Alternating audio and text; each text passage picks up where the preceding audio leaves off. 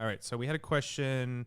When can we expect an SPDSO or something similar? I would assume George has thoughts on how to do this the right way for everyone involved. So this is a very timely question. Wait, in that someone actually said that? that's why I feel like it was an internal thing. I would assume George has thoughts on how to do this the right way for everyone involved. No? Someone either really knows me well, Really knows, yeah.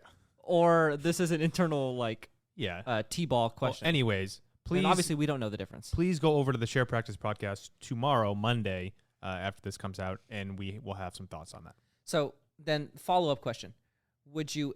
Oh, well, let me give a primer, go through your like thing. like a little preview of the episode tomorrow. So, I went to a DSO seminar. And heard about this industry, and a little sick to my stomach. Yeah. And so At the scope of it. at the scope, yeah, I mean it's about 40%. We're about 40% into consolidation. We were like 25% like a year or two ago. No. I'm talking about. So we are still at about 25%. Okay. 20 to 25%. What's the 40? I'm saying so it's going to get up to 50. Right. So that's what I'm saying. We're 40% along the path gotcha. of consolidation. So if it's like a progress report, Mhm. we got about 60% left. So, these companies that are big are going to get about 2.5 times as big. And it's just tough. So I'm going to go through my DSO case study right now because I think this is really cool. So the next question is, have you ever considered selling to private equity, or would you ever? Matt? No, never, and nor am I in a position to do so at this point. I mean, we probably could if we really wanted to. Guess. But yeah, no. No, you haven't, right? No. So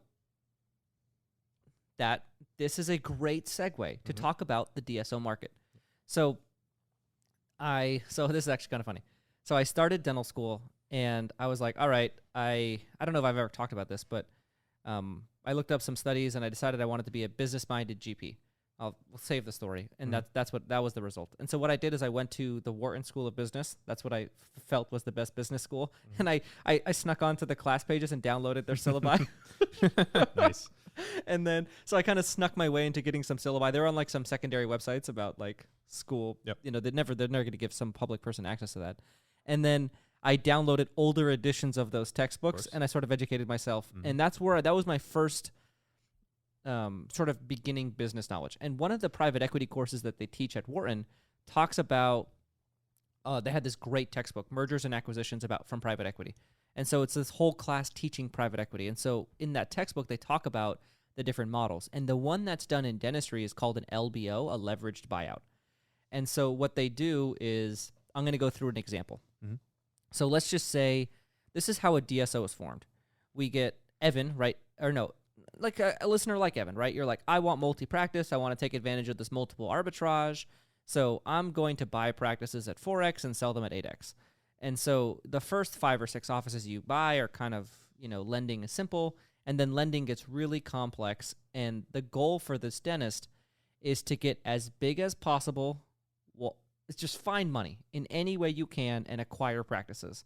And so you just keep buying practices, finding whatever money you can from banks, from local lenders, from, you can go to mid-market lenders, and that's how you have to do it. And then eventually, when you feel like you have enough organizational stability, so I have some type of call center, maybe I have, something central, that'll increase your value. Then you sell to a private equity company. Then they infuse your company with a ridiculous amount of cash. So you're having a hard time lending on individual deals, and they're going to give you enough money to buy 40 practices. What percentage do they normally take in that stage? So they will buy a majority share. So they'll buy 80 to 90% of your company. Wow, that much. And they will keep the managing doctor or team on at a 10%, usually 10% ownership stake. Wow. Sometimes 20 if the entrepreneur is very valuable. That's more than I thought. No, so they buy the entire company. Wow. So one thing that you learn in business is when you own 51% of something, you are the majority owner, and you have veto power, and you have to do this power. So now this dentist who has assembled a team of 20 practices, right? They sell out to private equity, and that's what's in it for the entrepreneurial dentist, right? They now own 10% of the company, and so it's almost like a work-back obligation more than it is. It's like a golden handcuff work-back obligation. So what's the normal set number of years you're required to stay there? 3 to 5. So you get 3 to 5 years. A typical private equity flip is about 7 years. So what the company is going to do is they're going to acquire you. So let's just say they buy you for like 20 million, right? They're going to put in an additional 40 million. And so think about it from the dentist perspective. If they buy you for 20 million, maybe you have 12 million in debt on it. After taxes, fees, you're taking out maybe 6 to 8 million in profit post-sale. Yeah. So that's what's in it for the dentist, a lot of times. I mean, think about it. If you're buying all these acquisitions, like you're taking out a ton of debt. Yeah, you got $10 million of profit from the sale potentially, and then, you got to pay some taxes, some fees, and then you're probably taking out 6 to 8 million post-tax. So you do that, and now you get an additional 10% of the company, and now you get a huge capital infusion. So what they do now is acquisition goals. So when you talk to some of these organizations, they'll say, our EBITDA acquisition goal for this year is this. So we're a company, and our objective is to acquire a specific amount of profit. Right. Are we, serious? They think they are. That's a bank. Yeah. You're essentially operating like a bank instead of a healthcare company. Mm-hmm. And so what these companies do is so the way private equity works is you have investors. And so you have these investors that give you money, and they expect roughly a 12% return. But they are actually going to if you're willing to invest in private equity, you remove the ability to take out your money until the transaction is done. Mm-hmm. So they have all of these banks, financial institutions, rich people that sort of pledge a specific amount of money. Mm-hmm. They don't take it yet. But then when they find the deal, they'll sort of pull everyone's money together, and now the money is locked in that deal. So if I'm the rich guy and I want to contribute maybe 10% of the capital requirement, I'll give $1 million, and then that's like their down payment. So they put a down payment on the organization, and then they lend the shit out of it. So they are going to get a ton of debt out of the organization, and they're going to put it in a very, very financially compromised situation with a ton of debt on the table. Because from a private equity perspective, you do not want to have a lot of investors. You want to have a lot of debt, because debt you can get for typically 10%, and it's just money. Investors, they have equity, and they get a percent return. So you do not want investors. So how can they afford a 6 to 8 times leverage on the organization? So they're going to get more money against the organization that it can support in profit. How are they able to do that? Tell me. They have these really cool loans at higher levels. So when you're loaning $60 million, $80 million, what they do is it's called an unsecured revolver. So they'll give you a 7-year term, mm-hmm. and you only pay interest, but the interest is high. It's like 10% interest, and you just make interest-only payments. And then eventually when you sell it, you have to sell it in this structure because you got to pay back the huge loan. Right. So when you sell it, you're going to sell it for a big profit. You're going to pay off the huge loan. You're going to pay back your investors, and then the private equity company keeps the additional profit. This sounds very similar to the rich person strategy of taking out loans to fund your lifestyle, paying interest only, and then when you die, same as when you sell. In this case, I never thought of it that way. Your heirs pay the loan and then get whatever remaining. Exactly. So in this example, right, let's just say we acquired the company for $20 million. I'm using rough numbers because if I explain the intricacy of the numbers here, you're on a podcast, maybe you're driving, it's just not going to work. Yeah. So a private equity company will initially have a down payment. They typically try to keep it, so it can go as much as 10 to 50% depending on the business profitability. In the case of a dental business like this, you're actually going to want a higher percentage of the purchase price as a down payment, maybe up to 50%. This down payment is going where?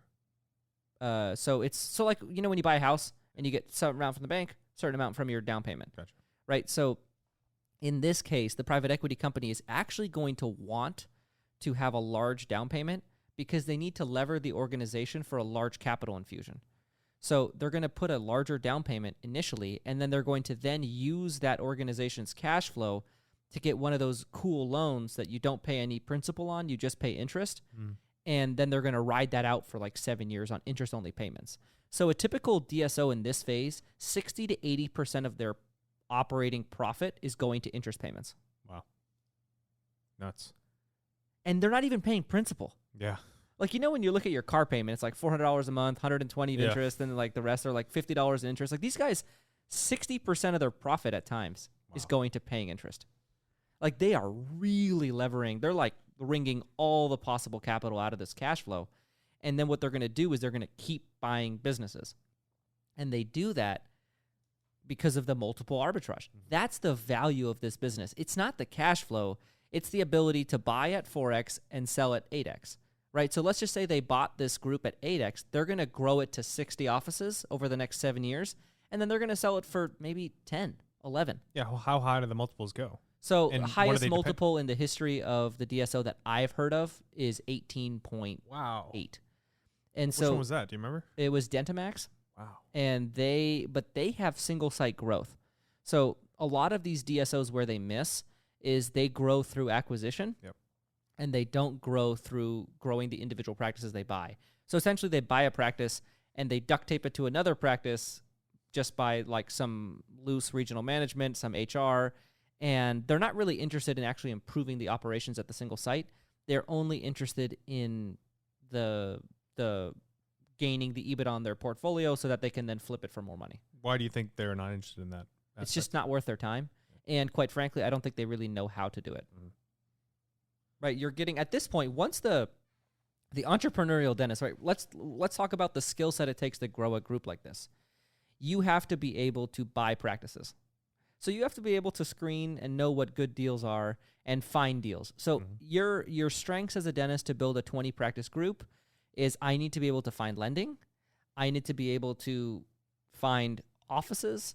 I need to be able to stabilize operations. And I need to be able to grow an internal team to run all these practices. But I don't actually need to grow the offices. That actually is expensive because growth requires you to infuse capital in the business. And when you do that, you're actually limiting profitability and it's harder to sell. Yep. So it actually is not in their best interest to invest in the practice at all. It's in their best interest to acquire it and keep it the exact same for as little money as possible. Which is why they always have the seller stay on for years. You have the seller stay on to stabilize. Yep. And then you eventually you'll get a dentist to replace them, and then you're just trying to keep that thing the same. That's the goal. Now, out of all the big DSOs in dentistry right now, are they all private equity backed, would you say? Yeah. There's none that are debt funded only? No way. You can't grow at the speed that dentistry. So when you are a, think about it. So let me go through the example, right? So a dentist, they have those skills, they sell. Now, what is the skill set of the person that just bought them? Money management. Mm-hmm. They're money managers. They know how to find investors. They know how to lever. They know how to acquire. These guys are money guys. They're Wall Street mergers and acquisitions guys. They're like in healthcare as a whole. They're not really dental specific. Mm-hmm. They don't, I don't want to say as a whole, but their main focus is not growing the single site. And what's happened over time is private equity's gotten smarter and they've been fooled by a few dentists like this. And so now they're like, all right, they'll give a higher multiple for same store growth, which is why Dentamax got that huge multiple because private equity's gotten a lot smarter. I mean, that's huge. That's like talking like a tech company almost. No. Software. Yeah, almost. Yeah. Software's about 20, but software's 20 times revenue. Yeah. So software's 20 times revenue. Yeah. These guys are 18 times EBITDA. So it would kind of boil down to maybe 5 times revenue. Okay. Probably 4 times revenue. Anyway, so you have all of these private equity companies are doing this, and the idea is, if you're in an industry consolidation, so the way private equity works is they look at industries, and they look at industry growth over time, and they just want their money in growing industries. So they're going to find decently run companies in these growing industries, and they're just going to deploy a bunch of money. And the goal is, we're in a 20-year, like everyone calls this. So remember how we used to call the golden age of dentistry, like the 80s, where insurance has paid a lot of money? So this is from a DSO private equity perspective. This is the golden age of dentistry through industry consolidation. So once we've consolidated the majority of our industry, then this opportunity fades. So in about 20 years, these practices need to be held by stable companies that are not intending on flipping them. So it has to switch from overpaying for these kind of like growth platforms of DSOs that can add a lot of practices quickly. You pay a high multiple for that. Mm-hmm. It has to at some point transition to a cash flowing, stable, large company. And so that's going to be interesting, whether these DSOs are going to be publicly traded, whether they're going to be held by large holding companies as a bond portfolio or something like that. In 20 years, it's going to stabilize. And so during this period of industry growth, you're going to have this very aggressive strategy of acquiring practices. And then over time, maybe 15 years from now, it's going to start stabilizing. 10 to 15 years from now, it'll start stabilizing to dentists, like the more stable DSOs will survive. And I would say the biggest success story right now, there's two of them, Clear Choice on the specialty side. And then MB2 right now is really doing well. And what MB2 has done better than I would say anyone else I can think of is thought of a sustainable acquisition model where they give dentists ownership in stock and they retain dentists very well. Yeah. Their speed of acquisition is light speed. I mean, no one that I know of, right? And I'm not like an expert, so I'm sure there's someone out there, but no one that I've heard of has acquired businesses at the speed of MB2. And they get capital infusion from their doctors. So that's the one thing that they do is really unique, is the dentists that sold invest money.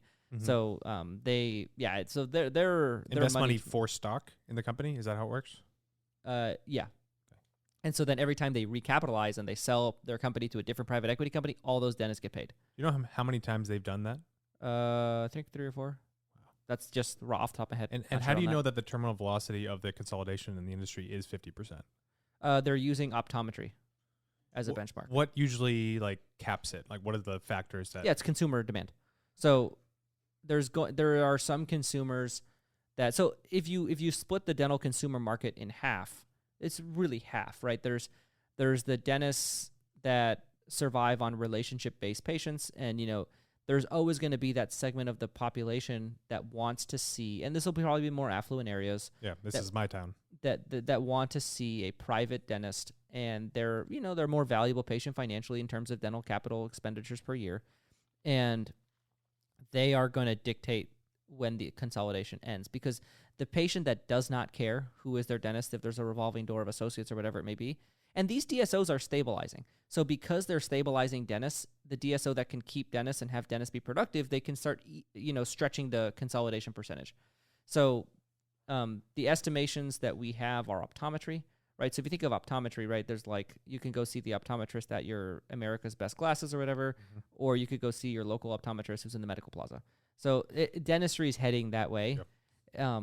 And then the whole issue is, do you brand or not brand, as a DSO? And so a lot of these DSOs are not branding, so they're all kind of incognito DSOs. Right. It's like local area dentistry and orthodontics, or, local area family dentistry or whatever it is. And so it'll be interesting to see what happens, but we're in the middle of a very long industry consolidation, and the terminal velocity of that, it's based on the dental consumer. So is there going to be a private equity company that's holding the bag at the end of all this overvalued practices? Publicly traded companies are able to, they'll just go public. If you go public, you get rid of the problem of too much debt, because the public will pay for it. Wild.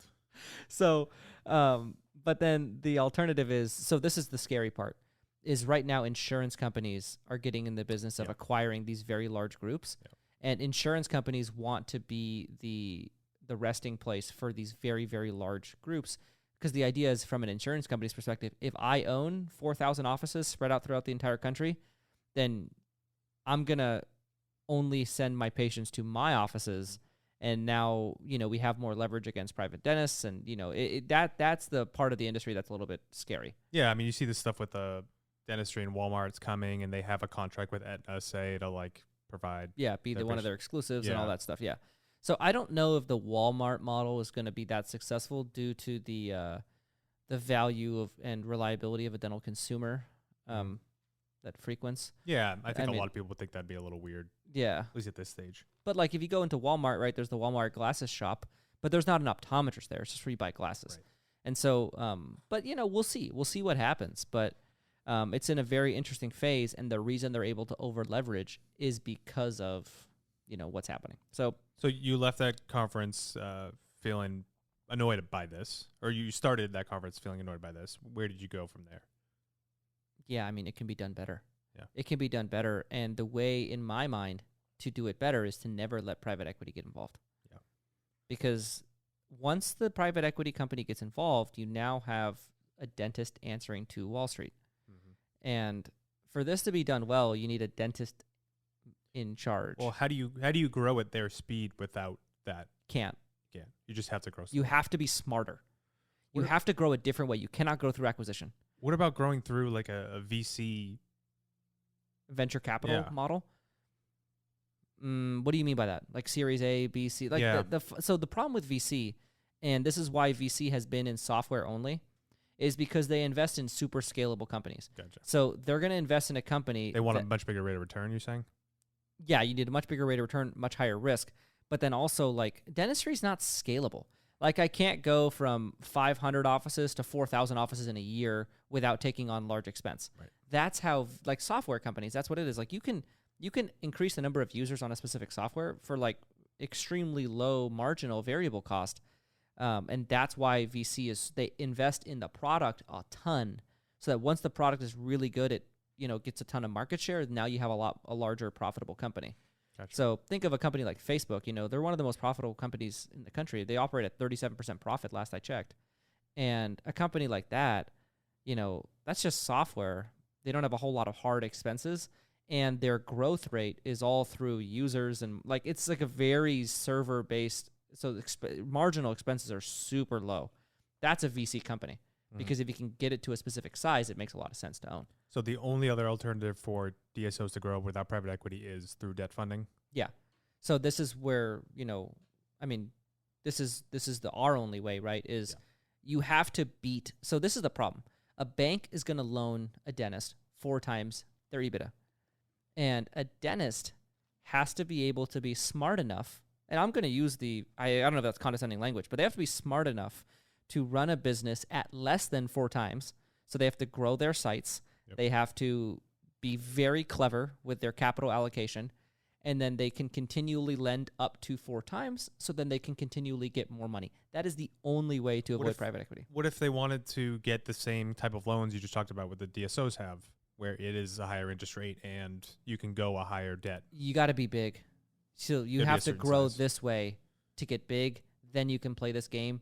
But once you over-lever your company like that, the only way out is a sale. So you're kind of backing yourself public. Yourself into a corner. So once you start doing that, you're committing to either a sale or going public. Right. Yeah. That crazy? This whole thing is crazy. So in case anyone's wondering, right, they're like, well, we have an episode coming out on Monday where we're explaining more of what we're doing. And I guess I don't know if we're going to talk about the lending aspect of this, but obviously we have if you can't tell by COVID Corner, we have a very strong aversion to being told what to do. I would rather quit than have someone tell me what to do. Matt has seen the other side of this. I would rather have like a 25% interest on my money than have someone have to say a day-to-day decisions. Yeah, like, get the fuck out of my life. Don't tell me what to do. Like, that is not something I'll ever tolerate happily. And so, yeah, naturally, we could never sell to private equity, because private equity would never put their money in a non-majority position where they're not telling me what to do. So what would be an end game for someone that doesn't want private equity? Like, what is there a different type of sale that you structure? Say you're done working and you're like, I've put it in 30 years with this, I've grown it to this number. What do I do? So a holding company, you pass it off to a company that's just going to hold it and cash flow it. Gotcha. Or you sell it as shares to the employees. So you can do an employee offering, an employee-owned company, or you can go public. So going public is not like this frowned upon thing. It's actually, so long as you're SEC compliant, it's like this very noble way to run a company in my mind. Could you do a deep dive on a future episode about going public and what that looks like? I can do IPOs. Yep. Yeah, that'd be really cool. Yeah, because I think it's very interesting, versus issuing more shares, levering debt, how institutions invest, and, that whole world of going public. Yeah, that'll be is that too much of a deep dive that I did in private equity and DSOs today? That was great. I really enjoyed it. So I'll do that type of deep dive on a future episode about IPOs. Yeah, I mean, I think that's kind of like a perfect length, perfect like depth without being too in the I weeds. just don't want to get too in the weeds with numbers, and I want to explain more of what's happening and use very rough estimates. And obviously, for anyone that's like an expert in this industry, obviously I use generalities and like I negated a lot of costs and all that. What would you say like is the normal dentist, say one of our listeners, what is their level of knowledge about how much this is happening in our industry? Like, do they know those figures of we're at 25%, we're heading to 50%? Well, I think it was actually Evan. that question you asked about, like, first time I've heard about this multiple arbitrage concept with dental Do you practice. think these are pretty novel to our listeners? Yeah. Okay. I mean, Evan, honestly, when you asked that question, I was incredibly surprised. I mean, Matt, you feel like we internally talk about that a lot, right? Multiple arbitrage is something we've talked about. And it's kind of been common knowledge in our internal world. And to hear that that's not something that people know about, really shocking. Yeah. Yeah, I was floored that. And Evan's a really smart dude. Like, he's been asking great questions. And if he doesn't know about that, that means that a lot of dentists don't know about that. You know, Evan, I'm not saying anything about you. Like, you're a really sharp guy. Really enjoyed having your questions here. I'm really surprised by the fact that that information didn't make it to Evan.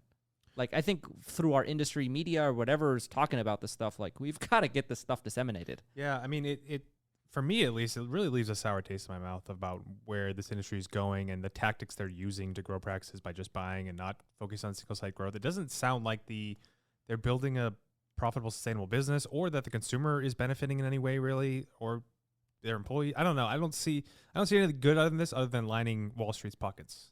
Am I missing something? Yeah, I mean, that's the problem, right? So this is our issue with government. This is our issue with everything. Is when you look at decisions that being made, you are catering to it. It's impossible to make decisions that are in the best interest of everyone, right? And so for us to go down a different path, we have to self-sacrifice what is in our best financial interest in exchange for what is in the best interest of our mission, our values, and all of those things, right? And so in general, once you get to Wall Street, you really can't be emotional about money because you have an obligation to investors to maximize returns.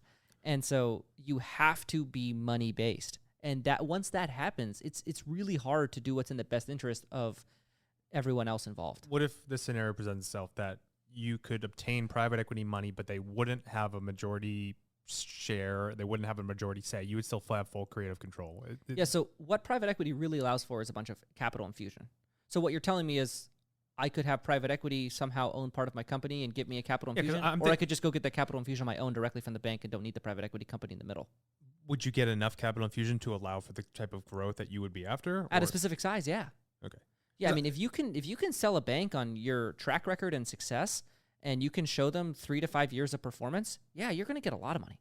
Because I'm just thinking of the Barstool 2 sales where, you know, Dave Portnoy still had full creative control, full day-to-day. That's different. Yeah. It's a creative company.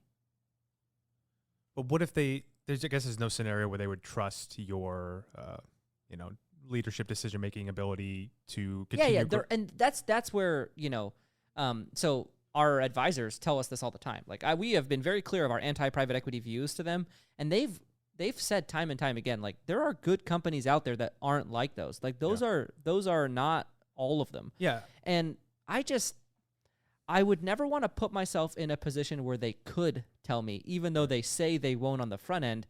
6 years in, maybe things aren't going well. We have a bad year. Are you still going to not tell me what to do? Or wouldn't you have, things in writing and... Yeah, you cannot tell me what to do. Yeah. Period. Like, well, no, if like you had the majority stake in it, couldn't you? Yeah. I think if you had the majority stake, I'm just trying to paint a scenario where, like, our very anti-private equity stance might be, we're not so hard line if the terms are something. So think about it, though. If someone owns 20% of the company, how are they going to lever it that way? I don't know. You have to own a lot to then get the lend. Like, it just doesn't work. So it's unrealistic, basically. I mean, yeah, a little. Like, to get the benefits of private equity, you kind of have to do it the whole way that it's been laid out many times. And if there's any, like, middle ground, usually you can just bypass private equity and go straight to the banks. Gotcha. So, that's what we've been doing, right? We've been bypassing any type of giving up autonomy, and we've been going to larger banks. So it's the same thing.